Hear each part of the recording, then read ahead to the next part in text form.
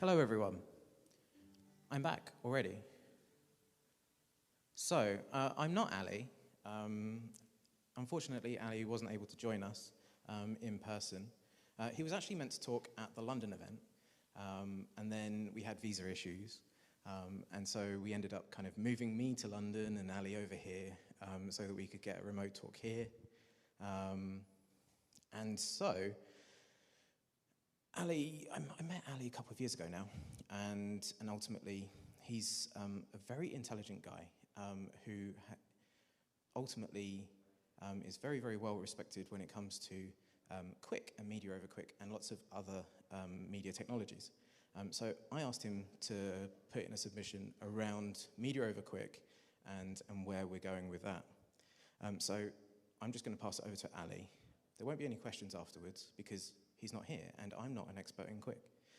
We have other experts in QUIC later on today. So if you have questions afterwards, we can connect you over to Ali as well. So hopefully this is going to work. Ladies and gentlemen, my name is Ali Begen and I am from Özyeğin University in Istanbul, Turkey. Today I'll present a glimpse of our ongoing research on Media-over-QUIC. This is a work jointly carried out by my graduate students, Zafer, Tuğçe, Deniz, and Yiğit. In the simplest terms, Media-over-QUIC will develop a simple low-latency media delivery solution for ingest and distribution following a pops-up model. There can be one or more senders reaching one or more receivers over one or more relays. It can run on both browser and non-browser endpoints. One of the most important design features for Media-over-QUIC is its scalability. It is cache-friendly, which means that it can be implemented over third-party CDNs. The working group was established in the late 2022 in the IETF, and all the resources, including the documents and the discussion list, are publicly available. When we look at the protocol stack, it is fairly straightforward. At the bottom, we have UDP, which is responsible for transmitting the bits. On top of that, we have the web transport and QUIC, which are defined by different working groups and specifications. And QUIC layer is responsible for loss recovery, congestion control, and stream management. And then in this working group, we are working on the MOQT transport, which is the pops-up model itself. It deals with the session management, introduces the object model, catalog, and then deals with the prioritization, differential drop, and selective forwarding, and congestion responses. In this working group, we are also dealing with the media and streaming formats, which are responsible for media organization and mapping different media to MOQT transport objects. When we look at the use cases, we have many applications. Today, we have many applications needing different levels of latencies.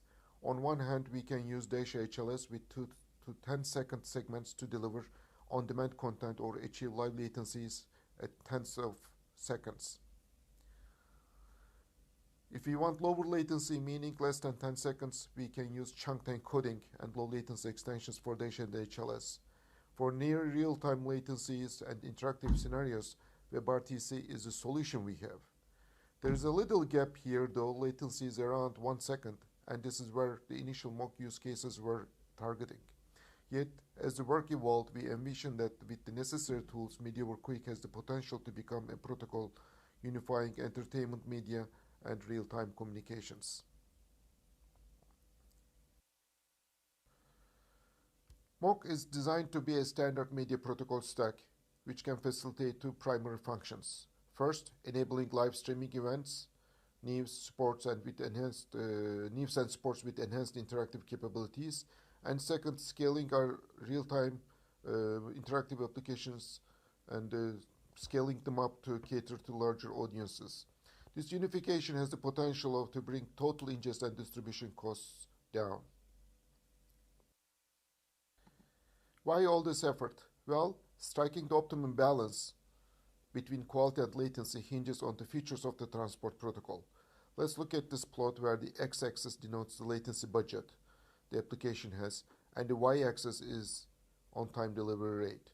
Imagine a specific latency-sensitive application within 50 millisecond latency budget. Within this time frame, data arriving late becomes irrelevant. Suppose TCP achieves a 10% on-time delivery rate at this latency budget. and on-time delivery rate here is just a proxy metric for quality. However, if any packets are lost during transmission, TCP's reliability necessitates retransmission of all packets, all missing packets. Unfortunately, this can lead to head-of-line blocking issues, disrupting the timely delivery of all packets and potentially exceeding the latency budget. By gradually relaxing the latency requirement, we can eventually achieve a 100% on-time delivery rate with TCP. At the same time, using QUIC instead of TCP can yield either a higher on-time delivery rate within the same latency budget or lower latency while maintaining the same on-time delivery rate. With its prioritization and flexible loss recovery features, QUIC should perform at least as well as or better than TCP. The size of the gap between QUIC and TCP depends on many factors, but there is a gap as we showed in our IBC paper last year. And this is where QUIC outperforms TCP. Why not use QUIC underneath DASH or HLS? Well, earlier research has shown that for timely delivery, QUIC may perform better than TCP in congested environments.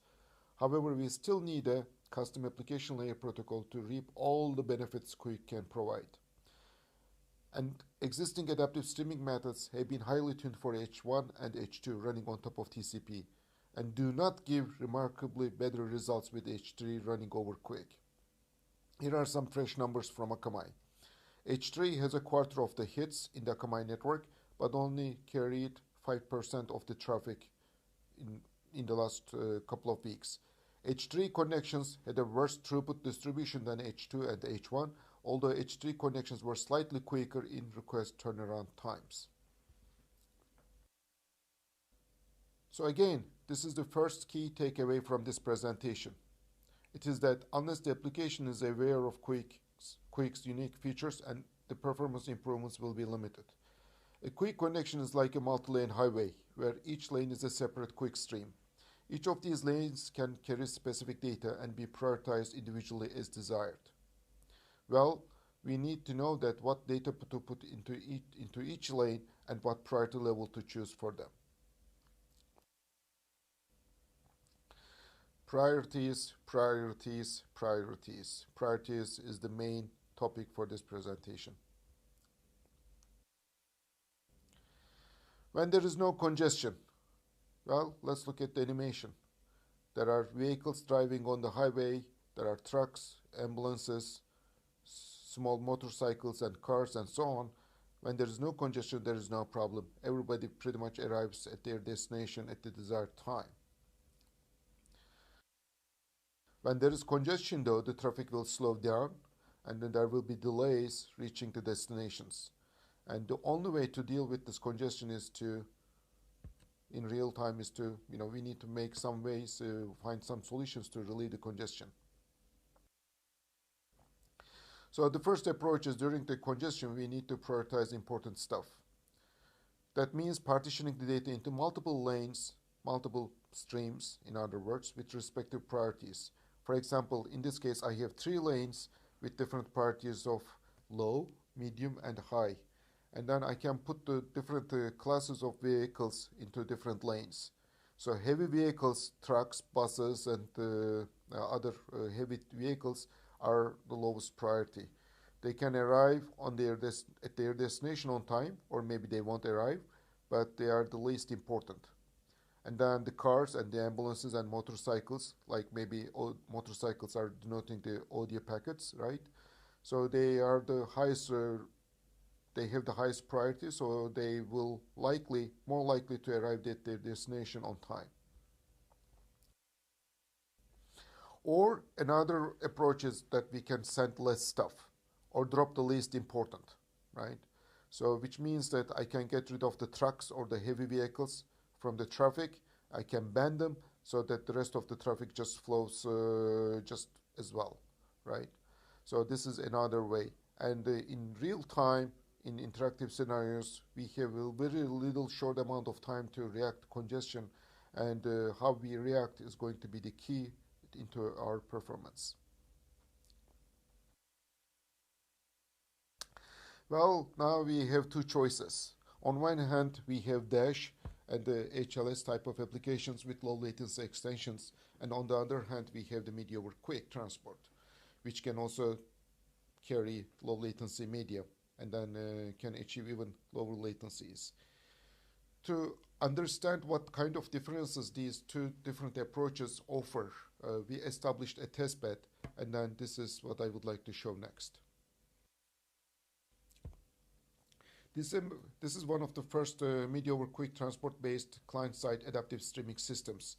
We demonstrated this in ACM Mile High Video in 2024 in February, and then also ACM Multimedia Systems Conference in April in Italy. So we have a live camera and feeding multiple instances of FFmpeg, producing multiple representations. MOQPub and MOQ relay are MOQ player components are coming from Luke Curley and Mike English. And on the Dash pipeline, we have the origin GS, which is functioning as the origin server for the low latency Dash content. We have the Dash GS, the open source popular player as the player. And then we have traffic shapers in this testbed to emulate different network environments, and we developed a cockpit UI to see real-time statistics from both players. And then more details are available in our paper. So this is what the interface is going to look like. If you go to moq.streaming.university, you will be able to click on two different players, Media-over-QUIC and Low Latency Dash. And here you will be able to emulate different network environments, on the server side. If you click on the sync button, both players will be synchronized in terms of the throughput limitations. And we can, the Dash client is automatically set for adaptive bitrate switching, so that based on the available bandwidth, it will pick one of the available representations. And you can also adjust the latency budget for low latency Dash. At the same time, we can also do the same for Media-over-QUIC and enable ABR or disable ABR as you like, and set the target latency to live edge or multiple soft segment durations. And you can also change the network speed to emulate network congestion. And then you will see at what latency is, what kind of quality these clients will be getting. ABR on the Media-over-QUIC is not optimized yet, but it works fairly well. If you happen to see any problems or issues, please let us know. The open source implementation will be posted relatively soon. And then I hope this will allow other people to experiment with this. Now, other key takeaway from this presentation is the bandwidth measurement tools that we developed. So bandwidth is utterly important for ABR, for rate adaptation. If we don't measure the bandwidth accurately, we are not going to be able to perform ABR efficiently. So we can measure bandwidth in raw samples, right, on the client side using passive or active measurements. And then we get these raw samples and we put them through a smoothing engine. This could be a weighted or windowed averaging or some sort of other smoothing algorithm.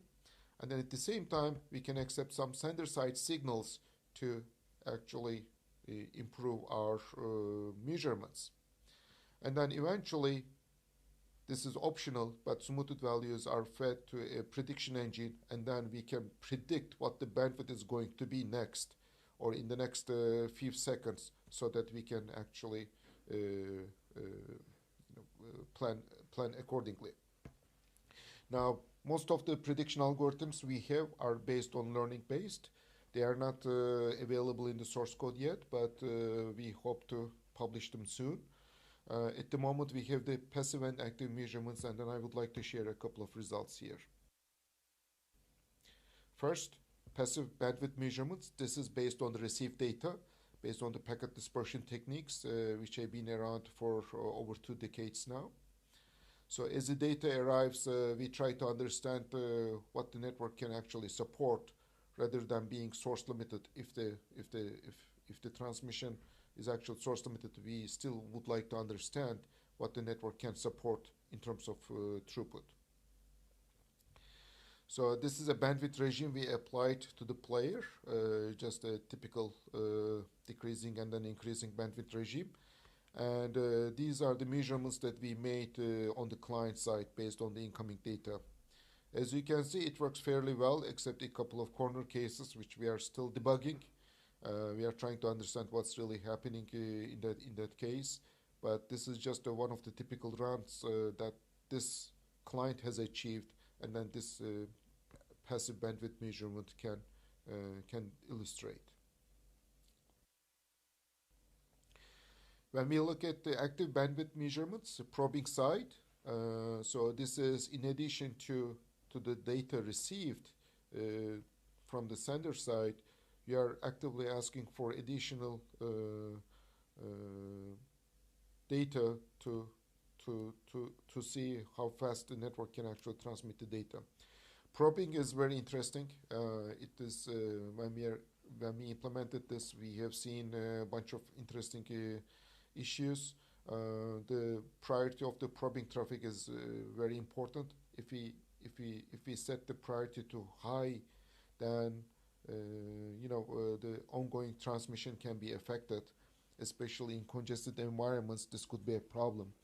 If we set the probing traffic to low priority, well, that's most cases it works, but then in congested environments again, this could be a problem because it's going to be measuring the bandwidth way below the actual value.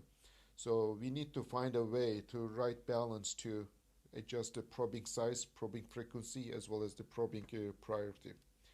So here is the bandwidth regime we applied, and this is the bandwidth we measured by using the active probing. This was done every 2 seconds using a 40 kilobyte probe data. So our ongoing research is in this direction. So available bandwidth can be measured on the client side. We argue that it can be measured successfully on the client side in a passive or active manner. Yes, there are still some issues, but we think that we can overcome them.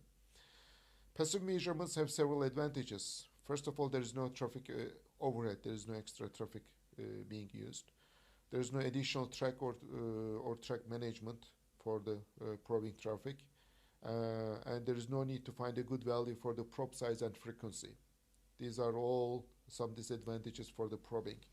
But for probing, there are some advantages due. First of all, they can complement the passive measurements, and they work more reliably when there is not insufficient incoming data. So when we are receiving very low bitrate media from the sender side, the passive measurement techniques can be relatively underestimating the available bandwidth, and then this could be an issue as well. So probing can complement passive measurements in this case. We haven't used the sender side signals yet in these results, but we are planning to use them shortly. And sender side signals can assist client side measurements, but shouldn't really replace them. So sender side signals are like congestion, estimated congestion window size, estimated throughput, and so on, coming from the sender side, and the client should take them into account, but should also use that information to complement what measurements it makes on the client side. As I finish my presentation, I would like to advertise one of the recent papers, survey papers we wrote in this domain, everything you want to know about low latency live streaming. This is a 40-page survey paper with lots of references and results and things like that. So feel free to give a read and share it with your friends. Well, that's the end of my presentation, and this is me dodging all the questions, as unfortunately I am not in San Francisco. But I'll be more than happy to answer any questions over email or over Slack. You can find me on Video Dev Slack channel or QUIC Slack channel as well.